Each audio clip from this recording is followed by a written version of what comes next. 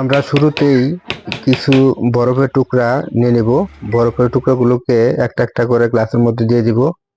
গ্লাসের মধ্যে দেওয়ার পর ধীরে ধীরে পানির লেভেলটি উপরের দিকে আসবে, কারণ যেহেতু এক্ষেত্রে বরফের একটি আয়তন আছে, এজন্য বরফ কিছু জায়গা দখল করবে এবং পানির লেভেলটি উপরের দিকে চলে আসবে।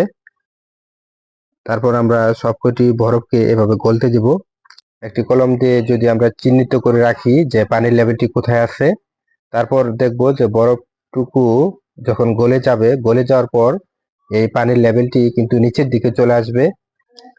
আমরা জানি পানিকে যখন বরফে পরিণত করা হয় তখন বরফের আয়তন বেড়ে যায়, আর এই জন্যই মূলত শুরুতে গ্লাসের মধ্যে এই বরফ দেওয়ার কারণে পানির লেভেলটি উপরের দিকে উঠে যায়, এবং যখন বরফ খণ্ডগুলো গলে পানিতে পরিণত হয় তখন তার আয়তন কমে যায়। এই আয়তন কমে যাওয়ার জন্যই মূলত পানির লেভেলটি নিচের দিকে চলে যাবে।